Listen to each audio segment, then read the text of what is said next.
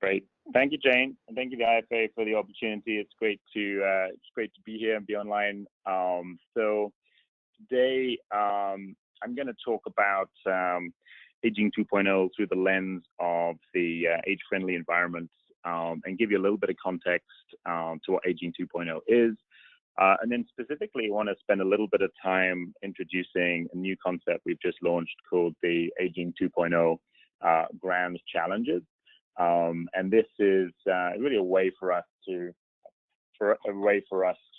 focus the entire network and the community of innovators that we have developed in over 20 countries on sort of key topics, and double click on two that I think would be most interesting for this audience, specifically improving functional ability and enhancing age-friendly environments. And then I wanted to finish up by sharing just a few ways in which we can all sort of help to have innovation happening in our local communities and getting involved, and really showing that this is a bottom-up initiative. So with that, I'm just going to jump in, and I will I'll get started. We've got quite a lot to get through. Just a very quick background. We are used to seeing slides when it comes to sort of aging presentations around pyramids, and this one I like because it's not the standard aging pyramid, but it is something from the World Health Organization showing the speed by which populations are aging, and showing that it took France over 110 years to shift from 7% of its population being over 65 to 14%, and that shift is now much quicker happening in countries like South Korea, China, and Thailand in a much more accelerated way. And I think this is interesting as we think about the way that countries are aging. The solution that we at Aging 2.0 are taking is that this technology and startups are a very good way to catch up with the speed of innovation that is necessary as we're seeing this fundamental shift. So just sort of taking a step back, why does all this matter? And a quick story as to how this is relevant and what this means for individuals. And wanted to introduce June Fisher. June is somebody that we call our Chief Elder Officer, our CEO, and she's somebody who came into our offices a couple of years ago and said, "Hey, I know, see what you're doing around aging. I thought in the local paper, I want you to make sure that you always, include me when it comes to making solutions. Don't design, for me, design with me." And she said, "Look, I've got a very specific need. I want to go to the market and buy tomatoes that are in season at the local ferry building. And however, it's really hard for me to get around. I'm not very mobile."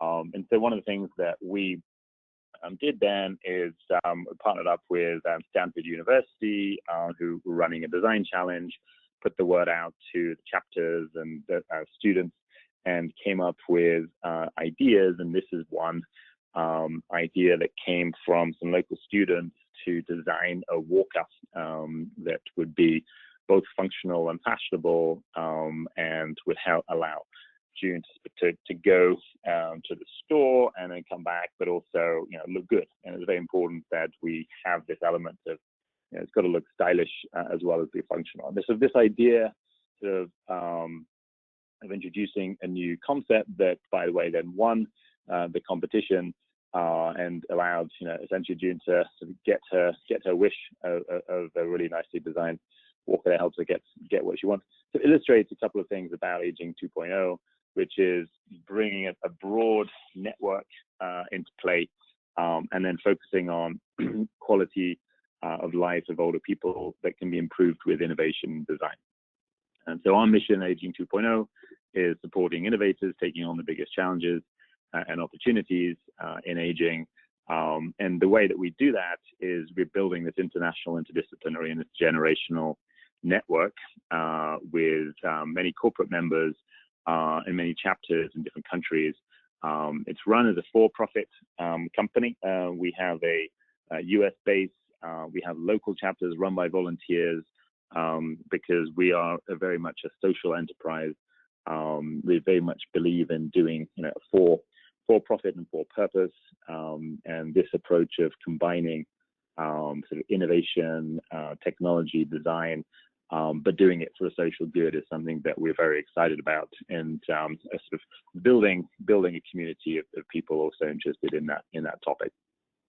So very quickly, in terms of the way that we run, we have programs for our corporate partners and for our chapters, and we run a global startup competition that identifies companies and startups around the world doing really interesting work and elevates them onto the stage at a conference we call Optimize at the end of the year in November in San Francisco. So this idea of using the network, finding ideas from wherever they happen to be, is something that I think we can all benefit from, because it's happening in other areas. It's happening a lot of the crowdfunding models that we're seeing, where people develop these concepts and then get them funded and get them scaled. It's something that I think we're going to be starting to see in aging. And the good thing is there's so many people interested in the topic that want to help and get involved. We're now up to about 60 chapters in different countries, about 20 countries, and going at about one a week. And these chapters have the requirement to organize local events, get local volunteers involved, and in particular find out what's new and what's interesting in different areas. Because the good thing is that all the innovations that we see, they're spread around the world. There's no one center of innovation in aging. It's a universal approach, and I think this is why I think the IFA approach is so useful as well, that we really need to have a global conversation and create ideas and best practices and share perspectives from different people around the world. The conference at the end of the year, as I mentioned, is a way we gather the community to come together. And some of the partners, just to mention, the folks that are working together with us on the corporate side, are all focused on innovation from different perspectives, both from the aging and senior care world, but more recently, Procter & Gamble, for example, has just joined, and more in the sort of the B2C, the consumer side of things as well. So now I sort of wanted to get in and spend the rest of the time really exploring the challenges and in particular the focus areas around functional ability and age-friendly environments. So specifically, when we took a step back and last year and said, what are the most important topics of innovation in aging, the question that we asked ourselves is sort of, how do we sort of structure the environment to, more effectively create a way for everybody to access the ideas, innovators that are out there. And the good thing is that there's so many innovators moving extremely quickly, doing lots of things, but that is also quite overwhelming. And many of the partners that we speaking to, specifically people working in aging and senior care, were getting inundated with many companies coming in from different perspectives and saying, look, this is our idea. We want to have some new technology to improve engagement or improve cognitive, some tool for tracking people with cognitive decline or whatever it might be. And a lot of the time, people sort of speaking past each other. And so we developed the grand challenges based on two things. One was, what are the topics that are most interesting from the perspectives of improving the lives of older people?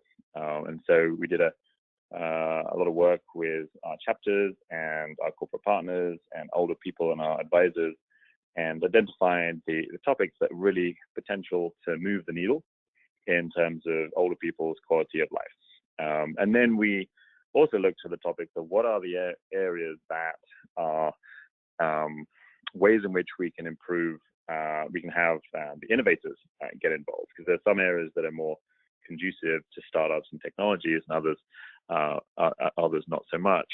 And so the 12 topics came out in a set of iteration, set of discussions. The way that we are putting them together really is to think about it in sort of three phases, if you like, in terms of innovation ambitions, where, on the one hand, we can sort of start off with more of today's care environment and improving care, the systems of care, and these sort of the caring topics around care coordination, helping people transition from, one care setting to the other, whether it's from in-home to a hospital, skilled nursing, rehab, keeping track for people, and also bringing the family in together. Care operations relate to, the mechanics of how the systems work, how staffing is done to be more effective, how we can improve medication management, which is one of the biggest concerns of people both living independently and also in communities. And then remote care delivery, how to sort of take best advantage of the new technologies that make it easier for people to connect. So, for example, we're seeing quite a few technologies around rehab using sort of three-dimensional sensors to keep people, to allow people to know if they're doing the right, the moves in the right way according to their rehab plan. Then on the sort of thriving side, this is really moving to where we want to enable sort of the next sort of generation vision, where aging itself is much more than what is often characterized as a medicalized condition, health focused, and really much more about a whole body, whole person topic. And so a lot of the issues here around connecting the social determinants of health, so moving people around communities, personal mobility, and also movement in around the towns and community in terms of transportation, connecting engagement and purpose. We consistently hear how important the social isolation is as a risk factor. And then the lifestyle and daily living are products and services designed to help people improve the quality of their life, and have a much richer experience, giving them autonomy and agency. And then on the reimagining side, we're really saying, look, there are some topics here that are really complicated and difficult and need to be addressed as a much more of a societal conversation, where we need to start saying, okay, how do we sort of change our approach as a society to get to rethink some of these quite complicated issues. So, for example, financial wellness, getting people to have conversations around financial security, financial planning, new sort of approach to working in later life, but also then having those conversations within the same context where people would have the healthcare planning conversation. The family caregiving strikes us as really important, where a lot of people are struggling to look after people in their homes and not necessarily getting the support, recognition that they need to do that to support them. And so we're seeing folks like ARP do a really good job of documenting the importance and the impact of this in the economy. And then we're seeing startups provide products and services that effectively support those people who are in need of additional help, in particular the caregivers themselves. And then the cognitive health and end of life, two very tricky topics. Obviously, haven't seen a lot in the way of progress around dementia, but there's a lot of innovation in the non-pharmacological approaches around cognitive health and dementia, and in particular on the music side and the pet therapy. And then end of life, a lot of need to kind of recreate sort of the pact that we have in society about agency and understanding people's wishes, planning, allow people to plan ahead of time, but also taking a lot of the inspiration from Atul Gawande's recent book to try and sort of rethink the way that we treating society, treating older people in society, and sort of resetting a lot of the way that we think about end of life, and essentially understanding conversations in a very different way that we've had before.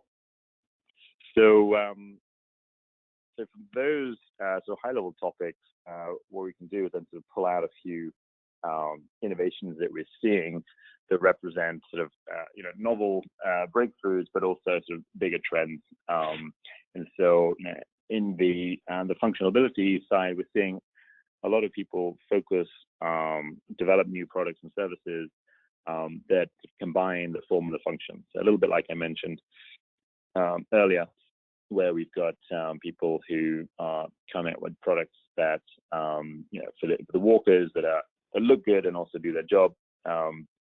There's Care Predict and WiseWed, the two companies that providing trackers that look stylish, and people actually don't immediately feel like they are some sort of being given an ugly tracker that could be either they don't want to wear or they're embarrassed about wearing, and building sort of more fashion into this process. And I think we're seeing some really interesting concepts coming out of design students, and having younger people who are sort of design ethos active. It's been one of the things that the Stanford Design Challenge has done a good job in. This razor, I wanted to mention, it comes from Procter & Gamble. I'm not sure if the video, I can click it. I'm not sure if the audio will play, so I wouldn't necessarily, I don't think we'll watch it now, but it's a really powerful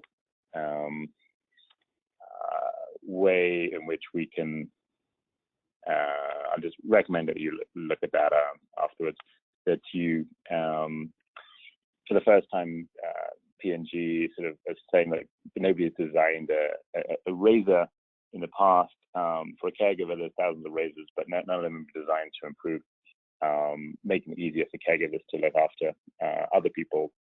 And this is an indication of where a company like P&G is starting to say, you know what, this is a really important market. We've got an opportunity to create new products and services that help people, and position this not as just a one-off products and services, but not a one-off product, but a much broader approach to helping improve the business ecosystem more generally. The next sort of part of this, I wouldn't be able to talk about improving functional ability without mentioning the work that Amazon is doing around the Echo. A lot of people are excited for this as a new model for interactions to help older people get online, get connected, and have services delivered to them. So, this is, on the one hand, the Amazon Echo is a device that has an inbuilt speaker and voice interface. The new ones now come with a camera, and so you can drop in to people and see how they're doing. But the important thing is that we're seeing a bit of a parallel, like we saw with the Apple App Store, where there's now over 15,000 skills, which are the name for the apps for the Alexa, for the Amazon Echo, which developers are using, whether it's music side, whether it's podcasts, or whether it's weather, or even to control lighting around homes, where you have this much easier way to provide, get input information in and get information out. So we're starting to see people say, hey, Alexa, where are my keys? And then the keys will start to beep, or hey, Alexa, what's the weather like outside? Or hey, Alexa, turn down the lights. So this idea of bringing technology in a very person-centric way into the home, and then it's frankly getting rid of technology. And a lot of people have been trying with devices, with keyboards, and it's quite complicated. But actually, we're finding it easier to have people interact just with voice commands. And so we're going to be seeing a lot more these areas, things in that area. Robotics are well understood in terms of what we can, how things we can potentially improve lives of older people and staying independent. Sort of three in particular that I thought worth mentioning. Catalia is a sort of person-centric device. It looks a little bit like a little person that is really focused on medication management. That's really the problem they're looking to solve, and they're partnering up with pharmaceutical companies to help make sure that people keep track of their medication in their homes. Intuition Robotics has just raised quite a lot of money, and they are about to launch sort of in Q4 this year, where it's a very sort of intuitive device that is a bit. Once you see sort of the video, it sort of reminds you of a person. It sort of combines, the features of the person that has sort of a personality, and then it has a screen, so it interacts with it. And then somewhat so on Jibo, again, it's a device that has a certain cuteness.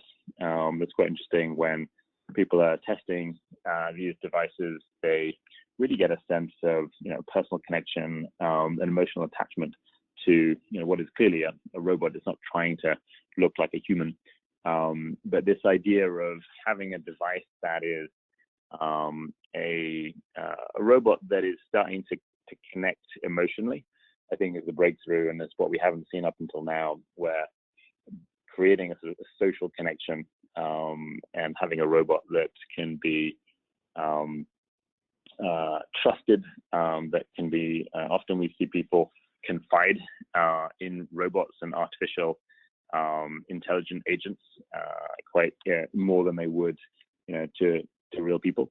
I think it's going to be a useful way to extend the care setting and have people triage, for example, in terms of if there are concerns of people that can start to test by listening to the voice, whether somebody is, for example, Parkinson's. There's a Parkinson's test where you can tell by listening to the voice whether somebody is getting worse, whether they need additional support.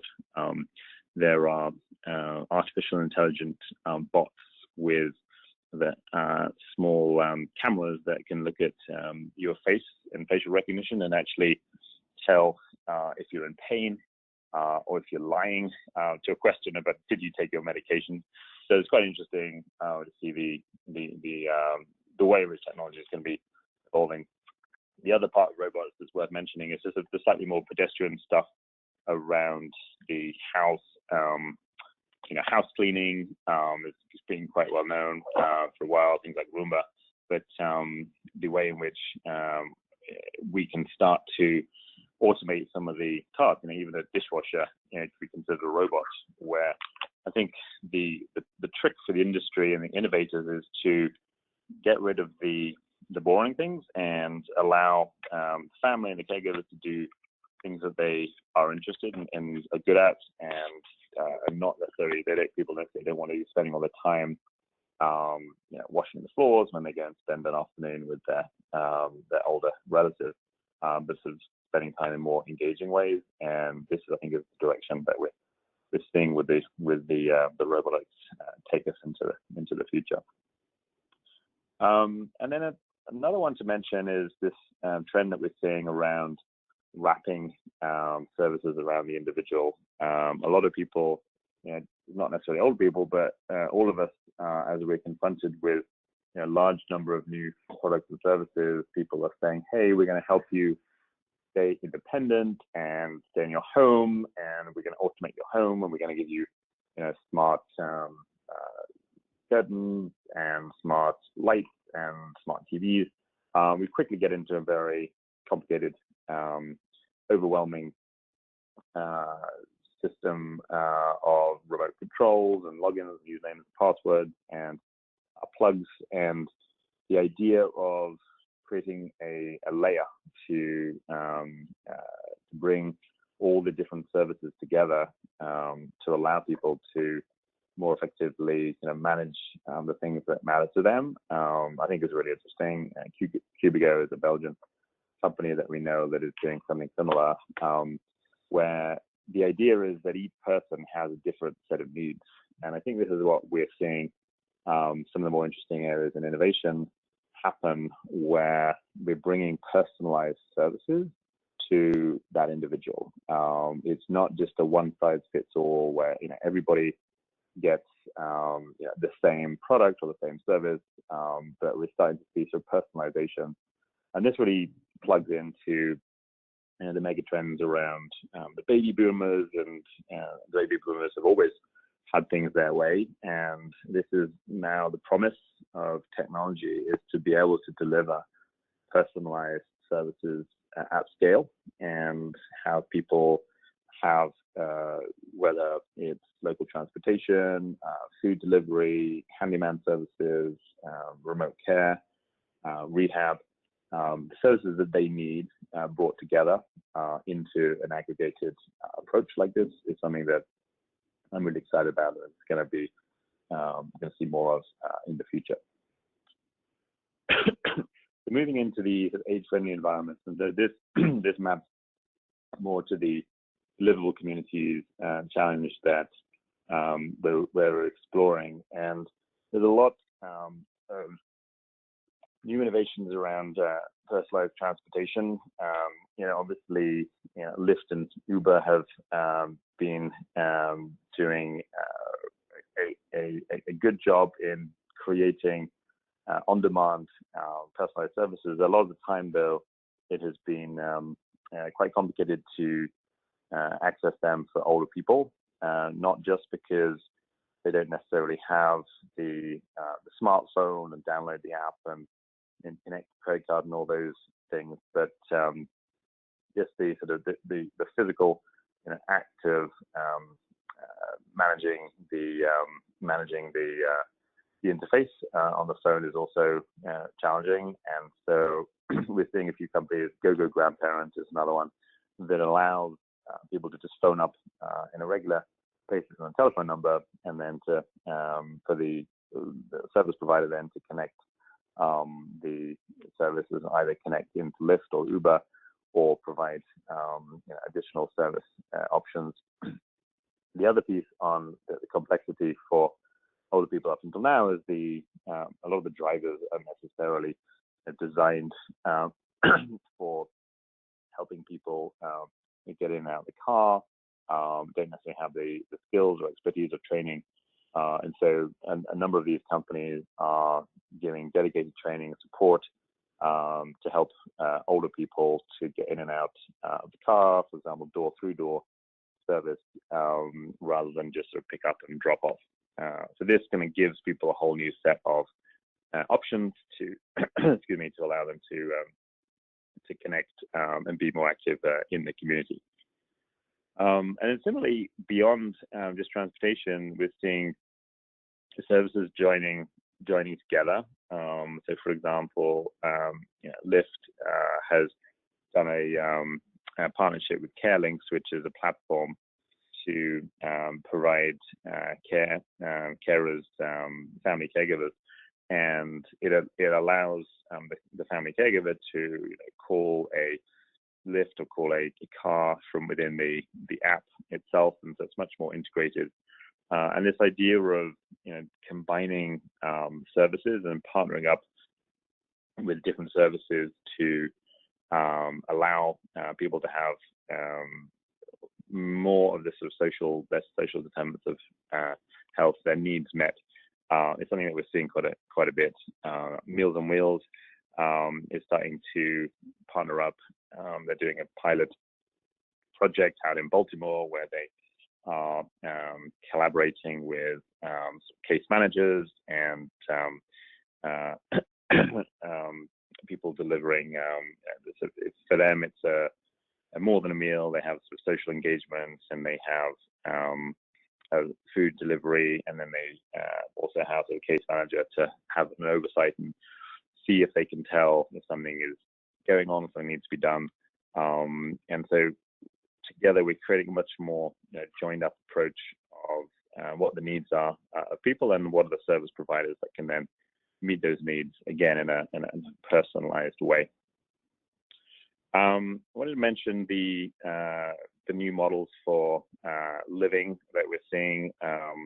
So a couple in particular, Silver Nest and the Freebird Club. Freebird Club's out of Ireland, Silver Nest is in Colorado, where they are allowing people to, essentially it's an Airbnb model designed for older people. But the thing about this is that it's more focused and tested, or the interaction is based on older people. The interface is much more designed and friendly for older people, and then the service environment, the service experience is more social and allows people to connect with each other. Again, sort of, addressing the social engagement and isolation piece. Room to Care down in Florida, something similar, but a bit more focused on sort of disrupting the assisted living model. So it's a smaller size, like an assisted living, but providing some care and services as well at a lower price point. And then Minka is the new offering from Bill Thomas, who was the founder of the Greenhouse Project, who's developing these sort of small homes that can be clustered and can have technology and health services delivered to them, that are much more manageable for people to live independently, and then have caregivers provide services to them as needed. And then the social and intergenerational living, I think we're seeing, I thought this picture was quite cute, where it's happening around the world. The Dutch seem to be at the forefront, but lots of different models are emerging where we can see more people opting to live intergenerationally. The benefits, obviously, on the student side, that they get a much lower rent, but they also then get to interact with older people and people sort of beyond their sort of traditional social circles, and then older people again, find it more interesting and engaging. So this is, I think, a model where we're seeing more people can do this on an ad hoc basis, but I think this is recognition that today's model of senior care can result, if we're not careful, with sort of ghettoization and stigma and people being separated. And I think we're seeing a lot of logic in bringing new models of city center living, people working, living together in a community, in an urban environment of all ages, interacting with each other, and so both sides benefiting from that shared experience. And then finally, on the family caregiver side, we're seeing new tools and services to help family caregivers. Unforgettable.org is a company out in the UK that is the first one that's created a retail presence for products and services for caregivers, people with dementia, and has curated a group of products that are specially designed and validated, and then people have a community site so they can discuss the topics and they can discuss the key issues. And then the sites like Daughterhood is one in the US, where providing services and support for caregivers, and personalized emails, there's tips and tricks, there's ways in which we're seeing more recognition and support of caregivers as a vital part of the economy and the role of keeping people independent in their communities, and so making age-friendly environments more than just about the older adult themselves, but a much sort of broader, it takes a village approach. So, excuse me. So, the final then, I wanted to leave some time for questions, is ways to get involved. So really, there's a whole opportunity where we can sort of have individual events. There's local chapters, as I said, there's about 60 people can get involved there. We would love to hear about needs that older people have. If you know about an unmet need that we think that could be elevated to get startups involved, it's really interesting. It's always good to hear what people need, and it's always good then to test ideas in older adults. So people, in my experience, love to get engaged and to test new ideas and provide feedback. Chief elder officers, I think almost every company should have one or two or three, because they are ways to make sure we are designing with, not for. We at Aging2 are having an event in Taipei in October. It's our first one in Asia, and our big event in San Francisco. So opportunity to connect with others, and then really sort of just have an opportunity to get engaged with startups, and building that bridge between startups and old adults. It's not something that we have the monopoly on. Everybody can do it and get engaged, and it's a really interesting opportunity to connect these two worlds that haven't necessarily been put together before. So I think with that, I will sort of turn it back to Jane, open it up for questions, and see if there's any questions at this stage. Thanks very much, Stephen. That was a great presentation. I will get the questions started by inviting my colleague Kate McRae to ask a couple of questions. Kate, go ahead. Hi, everyone. Thanks very much, Jessica. I guess the first question that I have for you, Stephen, was I found it really interesting when you're talking about all the transportation options that are currently becoming available for older people. However, I was just wondering, have you heard of many that are offering any special options for people with mobility devices like walkers or wheelchairs? Because I know, at least here in Toronto, most of the cab companies do have larger vehicles that can accommodate those kind of things, but I didn't know if you knew of anything like Lyft that are offering those options for people.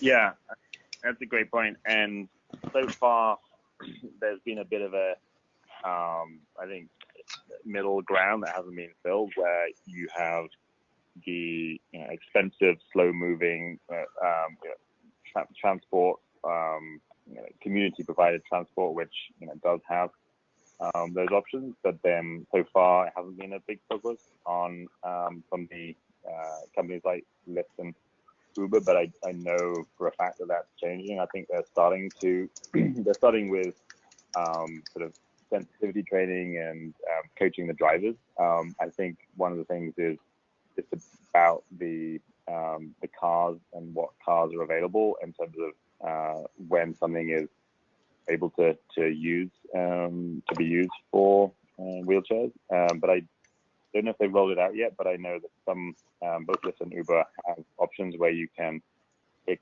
I don't know if they rolled it out in all cities. I know it's available in some cities, but you can pick certain cars that only that have the ability to take a wheelchair.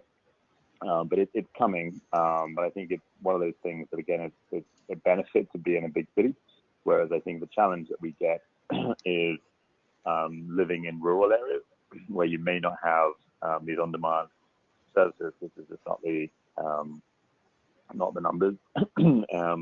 We're seeing Centennial, Colorado, just did a recent test where they were providing support for people to use Lyft to help to get them to the local, if they weren't near a tram or a train station or a bus stop.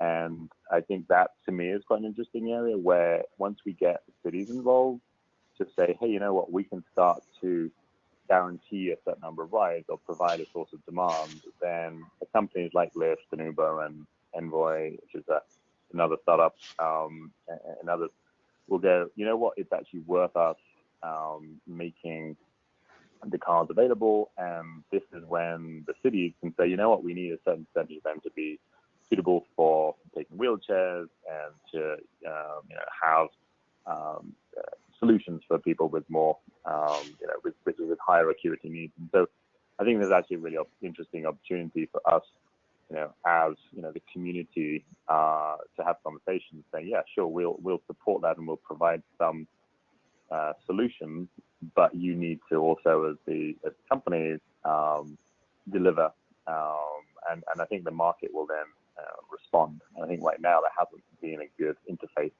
good discussion between those providers and the needs of the community, and I think that will change.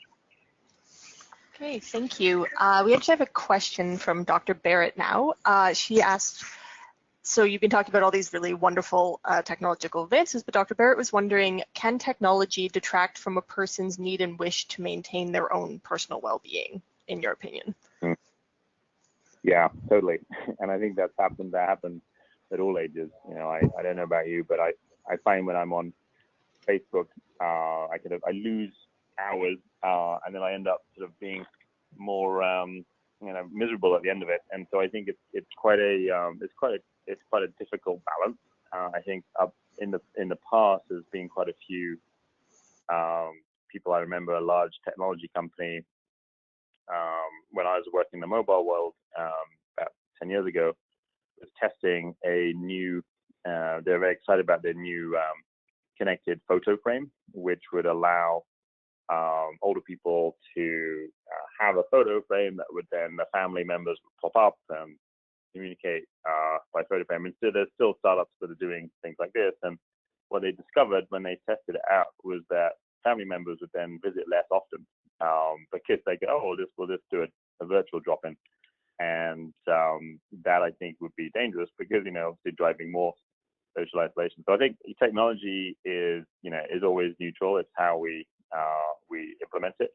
I'm more excited about the technologies that can be helpful to nudge us in the right direction. So, for example, let's have technologies that show when somebody is not being active or they are potentially at risk of being isolated, or sort of essentially let's get technologies that are doing the stuff that we don't want to do to allow us to have time to do the things that we do want to do. So I think there is room for high-tech, high-touch solutions, but the way we need to address that is make sure that the technology is designed with the older adult, and not for us to think that there's going to be one solution for everybody, because that's never going to work. Thank you, Stephen. Okay, we have an attendee question. The question is, what role do you see for research, both basic and applied, in innovation in aging? Yeah, that's a great question. We just had at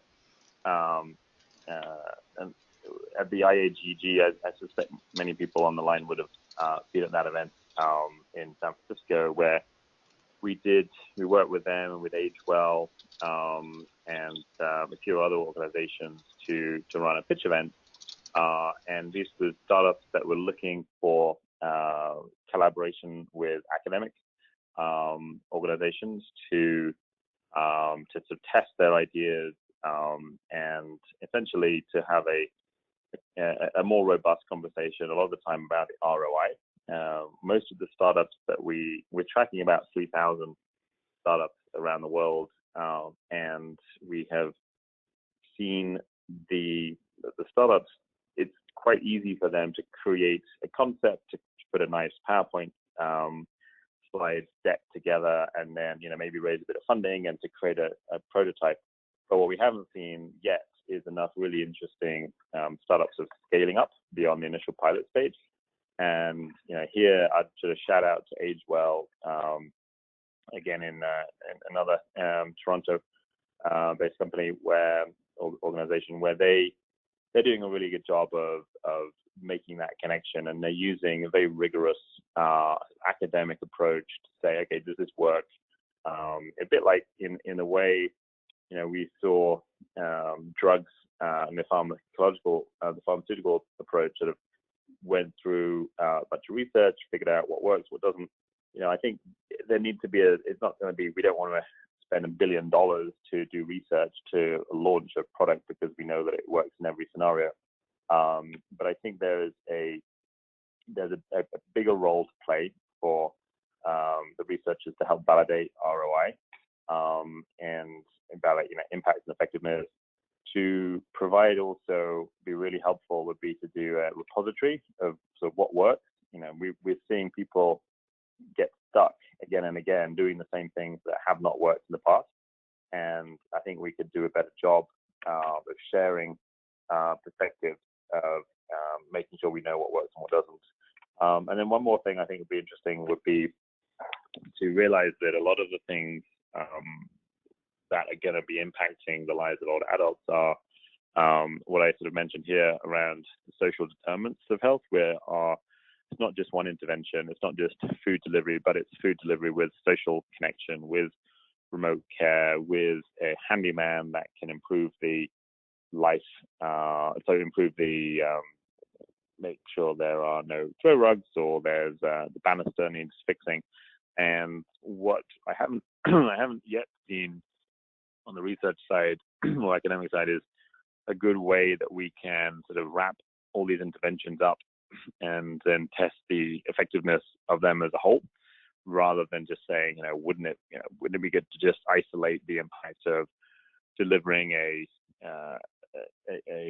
pet cat for somebody to improve their themselves when they are the quality of their life, somebody with dementia, but actually say, this is all part of a system. And I'd love for the academics to help us think through how we can more effectively measure systems change rather than just individual interventions. Great, thank you. The next question is also from one of the attendees, and it's in a for-profit company, how do users afford innovations such as the ones you've been talking about?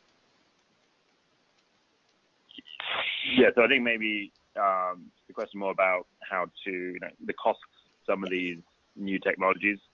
And I think there's two pieces. One is, us as a for-profit company, the approach that we take is we want this to be a scalable approach. We don't want to have to rely on government funds or foundation funds. We want to actually be self-supported, and that's the way that we get our funding from corporate partners who are interested in what the innovations are around the world, and so they pay membership fees, and that's where we get most of our money. The individuals who have access to, for some of these things, obviously, these robots and Amazon Echo costs $179. It's not cheap.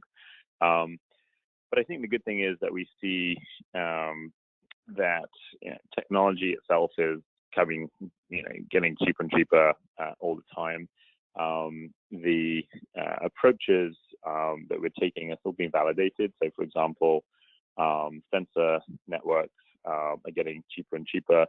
The data that they're getting is getting more and more accurate. And so we're in that stage where right now a lot of these things are being tested out, and they're sort of shiny, like we see here, or they are still an edge case.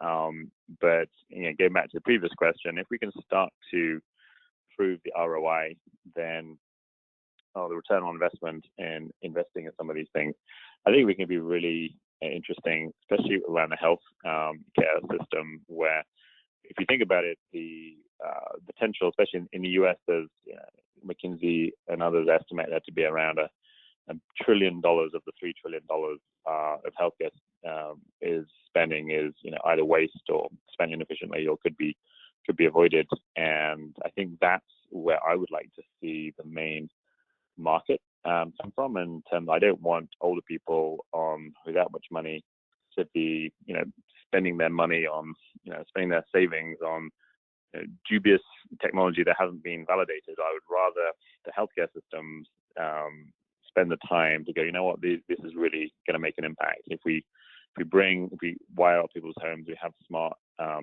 homes we have or engaged older people, we are going to predict earlier if there's health issues. We're going to get people help more quickly, and we're going to save money. I think that is a big area where we need innovation, we need smart thinking, and it's going to be as an outcome of the impact of health interventions that will be saving significant amounts of money. Then there will be new models. So from Australia, I know is testing out consumer budgets where they're starting to give money to individuals, and I think that will encourage the industry to be innovative, to show how they should be the ones to take that money that the government is giving to individuals in order to improve their lives. So I think the onus is on us as innovators to make the case that this money is well spent, and not for older people to invest their hard-won and limited savings on technology that hasn't been proven. Thank you. I think we have time for one more question. So this one's also from one of the attendees, and it's from someone in Taipei who asks, how can startups in the East connect with others elsewhere? Mm-hmm. Well, Taipei is actually perfect because we have a chapter in Taipei, and if you go to the website aging2.com/local, you'll be able to see all the different chapters, and they are, the web is a good way to connect to just see the different chapters we have right now: Adelaide, Shanghai, Tokyo, Bangkok, Singapore, Beijing, Taipei, Hong Kong, Tel Aviv, our Asia Pacific chapters. And then, I'm happy to also make connections if people want to send me an email, and we'll connect them on with Stephen at aging2.com.